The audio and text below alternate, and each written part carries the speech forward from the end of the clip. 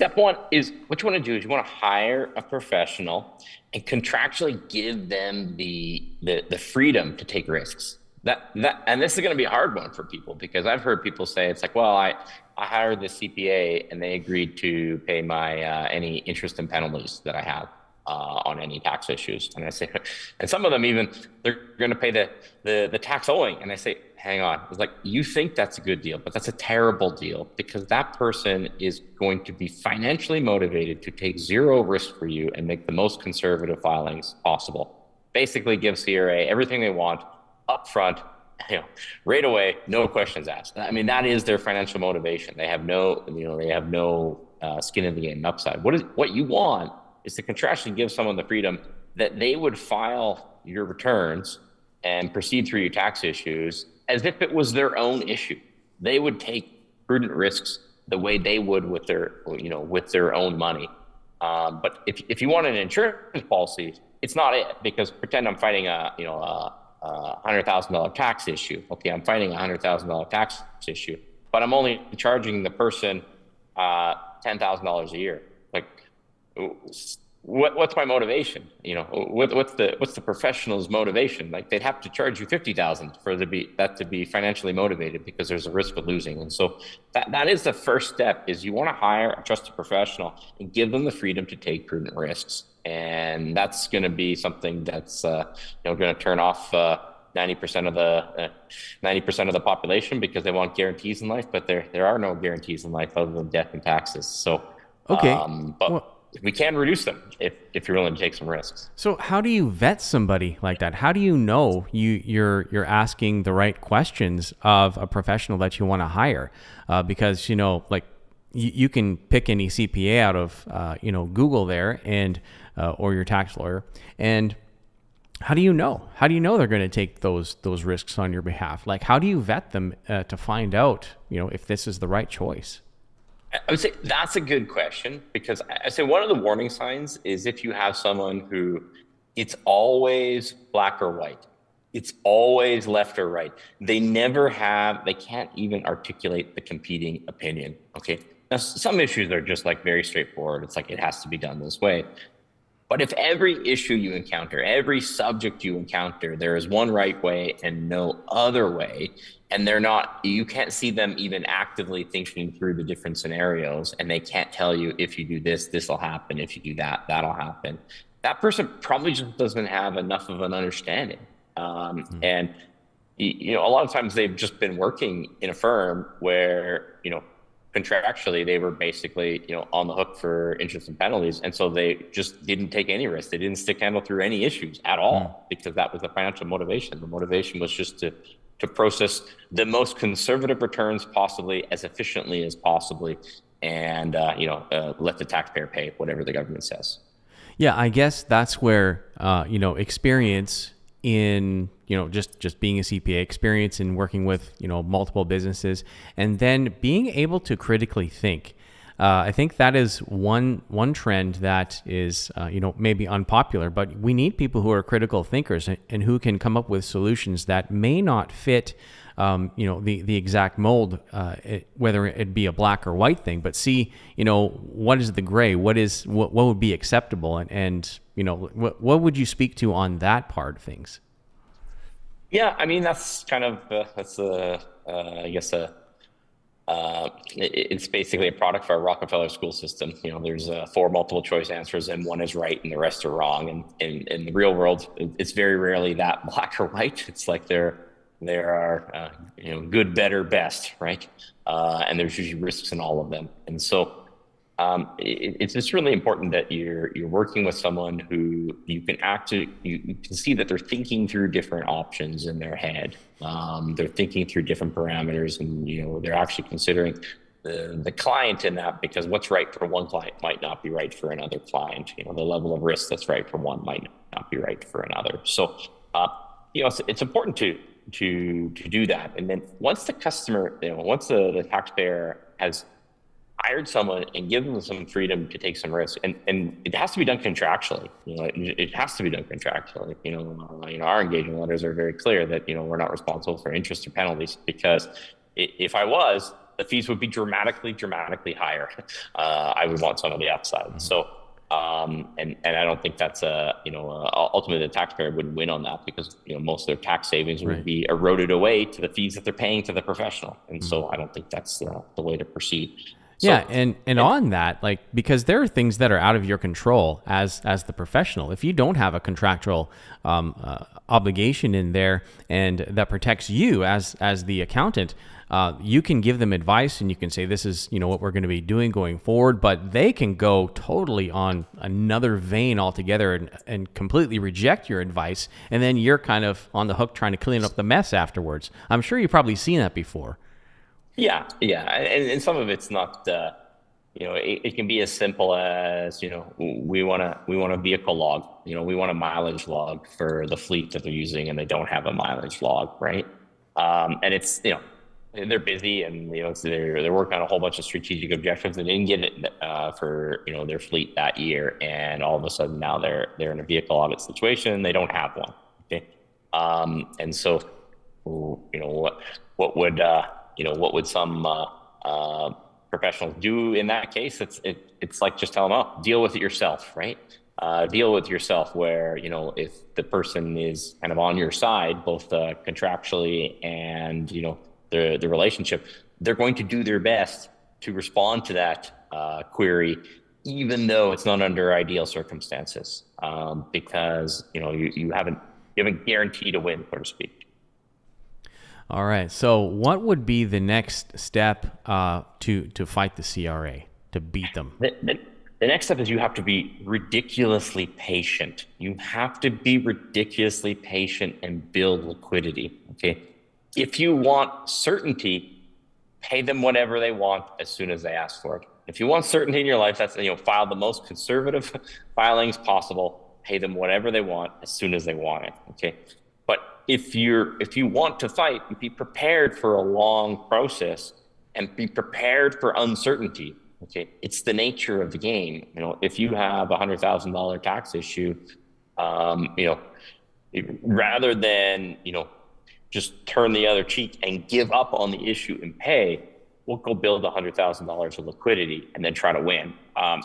That's the way I look at it, because some people think that there's an easy path, that all of a sudden, that if you hire a CPA or a tax lawyer, that somehow they have a direct line to Mark Carney's office and we can get an objection looked at right away. It's like, we file formal objections, that thing's 12 to 18 months before that thing's getting looked at. Yeah. And that's just the reality of the situation. The 75,000, most of whom are working from home CRA employees. It's like they work on their own schedule. Like I said, if you want certainty, pay them whatever, proceed in the most conservative way possible and pay them whatever they want as soon as they want. Do I think that's a good business risk? No, I think it's a terrible, risk reward. It's like risk is one of the only certainties in life. And, certainty is mostly just an illusion at the end of the day. So. Yeah, absolutely. I've worked in this office with you for 7 going on 8 years, and, heard a lot of different stories. Some of them quite frightening and terrifying, with people who have like over $1 million owing to the CRA. And it's like, oh my God, how do they sleep at night? And how do they get around that?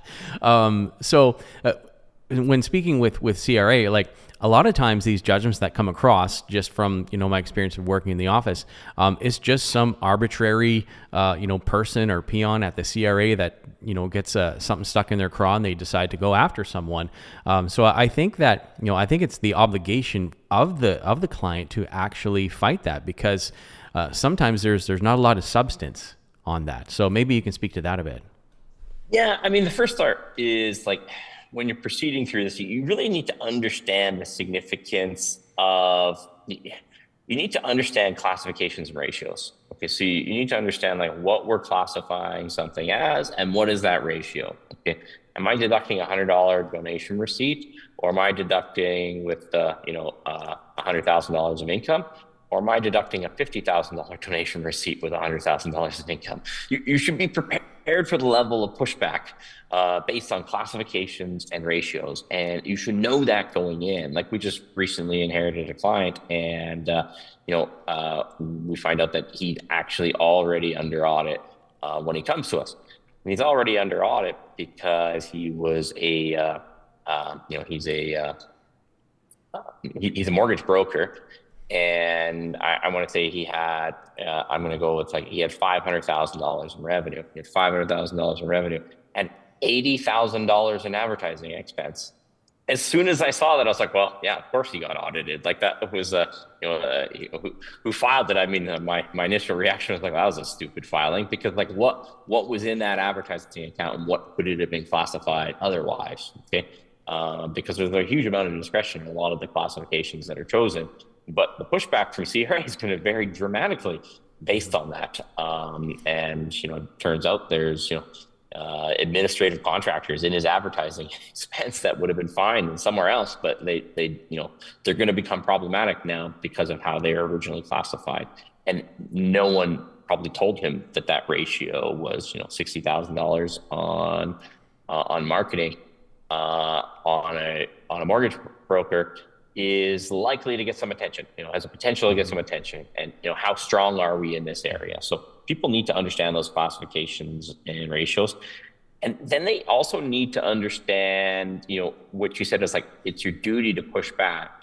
But they should also understand before they push back, they need to understand the significance of the item and the other weaknesses in the filing. Okay.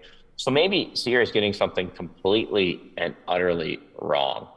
Maybe they're not going to allow your amortization on a vehicle because of, some registration issue or something like that, and we got to submit it. But meanwhile, there's other weaknesses in the file. Maybe you don't have that vehicle logged, right? And, we start to look at, is this a $1,000 issue where we should just pay? Or is this a $10,000 issue? Okay, it's a $10,000 issue, but we have $50,000 of other weaknesses in the file. Okay, so they need to understand the significance of the issue, because if you want to hire a professional who's actually going to fight for you, they don't want to fight for you for $200 issues. Like that's not how the relationship is going to work, right? It has to be a risk reward. It's like someone who would, if CRA comes and arbitrarily files something for me that's $200, I'm just going to pay it. I'm not even going to look at it. I'm not even going to look at the reason. I'm just going to tell somebody in the office to pay it. I don't even want to know about it. In fact, our administrative policy in the office for years is like, if there's anything less than $100 for a client, we just pay it. We don't even tell them because it's not even worth the email correspondence back and forth. If it's less than one fund coupon, like we're out on that. Just pay it and be done with it. And so you have to understand the significance of the item and the other weaknesses that you have before you fight. Because on one hand, it is your duty to fight, but on the other hand, it's your duty to maximize wealth for you and your household, right? For you and your family. And we always talk about not everyone's getting on the life raft, and so it's separating the moral indignation between what we can win and what we're risking by fighting. Right. Yeah. No, that makes a lot of sense. And you've been in business for how long now? 12 years? Is that right? Yeah, 14 years now. 14. So we have our 14th year anniversary here in August, and we keep plugging along, right? So the craziness that you see is it keeps going, right? And some people think that their issue is all that crazy, but I mean, you've spoken to issues where people come to us owing millions of dollars, right? And so when someone has a small tax issue, it's actually kind of small, right? Yeah. It's like that strange rash that you go see, tell your doctor. It's like the doctor really didn't think anything of it. Everyone else would think something of it, but the doctor didn't think anything of it. At this point, I don't think there's much that could surprise us with the tax filings and rulings and CRA's opinion and the way they proceed through things. So. Yeah, and the reason I brought that up was because like you guys have like a wealth of experience, not just yourself, but like there are people here in the office who have worked here for a long time. So they've seen a lot of different things and a lot of different fights with the CRA. Now, it's not like every day there's a new fight with the CRA, but having the experience and the depth of the team and of the staff here, that really makes a big difference when it comes to getting results for clients and also making those smart decisions like, is this worth fighting or do we just pay the bill, right? So what is the next thing that people should keep in mind when they're wanting to fight the CRA on something?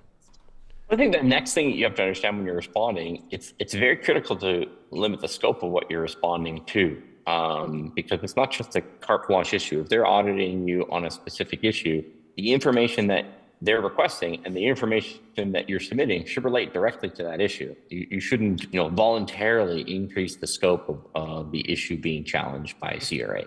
And so that's the point. And sometimes you have to push back on what actually they're asking for. So sometimes it's the duty, it's the discretion of like, you should give them what's necessary to rule on that issue, but no more. So what's actually included in an information response, it shouldn't necessarily just be everything that you can, or even exactly what they ask for. Sometimes you should give them less than what they ask for, because they're asking for things that don't actually directly relate to the issue. And it could, unknowingly increase the scope of the problem. Okay. So I think you should be careful on what information that gets submitted. And then once that's, because they ask for inquiries, and you can get rulings. So you can get assessments, and people don't often understand the difference between an adjustment request and an objection. Okay. So an adjustment request is like, I'm going to give this to CRA either because I've changed my mind on a filing, or I want you to relook at an assessment that you made because I don't think it was the right one. And so basically you hand this adjustment to CRA, and it's basically saying, pretty please, will you look at this and see, can we change it to the way I want it? That's what an adjustment is. Like, CRA doesn't really have a legal obligation to look at an adjustment request. Okay. What they have a legal obligation to look at is a formal objection. And a formal objection has very stringent timelines, and it has a very stringent format that it has to be submitted. Okay, so it has to be submitted to the Chief of Appeals, and it has to be done generally within 90 days of the assessment. Okay. With personal tax assessments, sometimes you can go to the filing deadline of the next year. So sometimes you almost get a year on personal tax issues, but that's just personal tax. And most people miss their opportunity to object just because of time. Like, just in mass confusion, they don't know what to do. They don't understand. It's like, you got to get off the fence. We're going to object, and we're not going to object. And some of it goes back to, what's the significance of the issue, and what other weaknesses do we have in the file, and how pervasive this will be. Like, is this an issue that's going to come up every single year for this business? Okay, so maybe it is only a $20,000 issue, but it's a $20,000 issue every single year forever. Okay, that might be, now's the time to dig your heels in, because we're going to have this issue forever. And so you really have to understand, that you have very precise objection deadlines, and it's kind of hard to get a professional in place once you have a bad assessment, because that timeline is so, like, it's supposed to be 90 days from the date on the assessment, but usually, practically speaking, by the time you get that assessment in the mail, usually you've lost a week or two already. And now you're going to have to find a new representation, get time to book into their initial consult, get them up to speed, and then have them make a good decision, right? Like, a lot of the good decisions are made because we already understand the client. We've been working with the client for a year, 2 years, 3 years, 10 years before they get this issue. And we kind of understand their business, very well at this point, and we understand their risk tolerances and their objectives that they have. And so knowing the difference between those objections and those adjustment requests and assessments, because they're not the same, and they're so vastly different. The adjustment is basically, pretty please, will you look at this? Pretty please, CRA. And the objection is like, you now have a legal obligation to look at it. Now, the advantages of them are the adjustments will process far quicker. So people would say, well, why don't you just always go to an objection? Because it'll process far quicker. And a lot of times you'll get someone less senior. And so in a way, you can almost get it looked at twice. Like, there's really nothing wrong with submitting both if you're under the time parameters. So if you're under the time parameters, you can submit an adjustment request and you can submit an objection. And we know those objections, sometimes they're, let's call it 6 to 18 months before they're going to get looked at. But you might simultaneously also submit an adjustment request, and maybe that's done in 3 to 6 months. And so the issue is then taken care of. You could just withdraw your objection. Okay, and it's almost like getting 2 shots at the target, basically. And so people should understand that, right? But I think a lot of people don't want to do it because they just get nervous about the process. Like it's just, humans tend to have this like huge quest for certainty in their lives. And, if you really want to push the CRA, you have to venture into uncertain territory. And, psychologically, some people aren't all that cut out for that, but that's usually the difference between building the wealth or not building wealth, is taking some risks. Okay, well, let's talk about that uncertainty, because when you're submitting either the request or filing the complaint, like there's a time period there. You said 6 to 18 months. Like, what do people do in the meantime? Like, what is your accountant supposed to do? What are you supposed to do when you're waiting for this judgment or waiting for an appeal? Like, what do you do in that time, that messy middle, when you're waiting to hear back? Like, because if you have like things that are accruing over that 6, 12, 18 months, that can get a little bit panicky. Like, what is the plan of your team, and what should a business owner or a person who is waiting for a judgment or waiting for a response from CRA do in that middle time while they're waiting? I mean, A is like maybe the most fundamental, and this might sound kind of simple, but they have to keep their foot on the gas pedal, because especially if you're a business owner, you're always taking a risk every single day. And the statement is like, if you're not growing, you're dying. And that would be someone who has a tax issue. That one would be someone who has some sort of legal issue. That one would be someone who's potentially going through a divorce. That one would be someone who has a risk from a competitor or a risk from obsolescence. It's like, man, you got to keep your foot on the gas pedal. And so you have to allocate the proper amount of time to actually growing your income earning power and growing your wealth. And you may maybe minimize the amount of time lamenting on this other issue, because once you pick a course of action and get the required information together, it's just a waiting game. And over analyzing it really isn't going to increase or decrease your risks of successful resolutions. So keep your foot on the gas is probably number one. And number two, then it's liquidity. It's liquidity. Like, people get into so much problems, not because of the level of risk that they take in taxes, because they just have no liquidity at all. And that creeps up not just in tax issues and business risk issues, missed opportunities where, heck, you can be worth $2 or $3 million, but if it's all illiquid assets, $100,000 tax issue can become insurmountable. Okay, so building liquidity is probably the second one. And then you have to realize, it's like, if you're not successful in this, the ability to get payment terms is better than people think. It's better than people think. So people have dealt with the CRA collections department, but they're essentially a lot of bark and very little bite. Okay, and so when you're dealing with them, they sound very big and scary. But there are ways to, if you do have a debt. I'm not saying you avoid the debt in perpetuity, and although sometimes that becomes the answer. It's like, how do we try to avoid any personal obligation of this debt at all?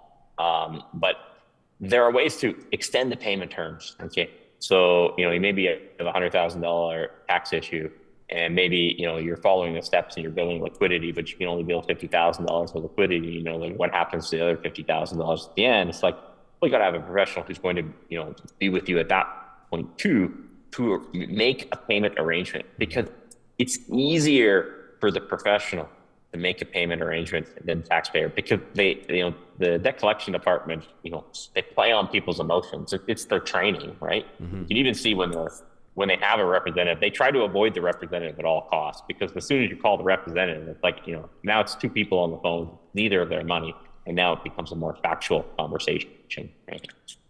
Especially when they know they're talking to someone who knows how to, game their, kind of gamify their collection efforts too. So,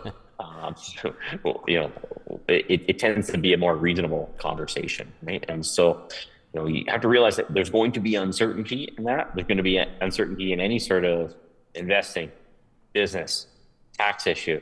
it's like what you're trying to do is you're trying to take prudent risk and you're trying to have an acceptable level of liquidity while you go through it. That way you can take those risks. You can take those risks, right? Because it's not like you're taking bad risks where you have a 1% chance of success. It's like you got to take risks where you're going to win more often than not. But if you have no liquidity, you're just going to act scared all the time.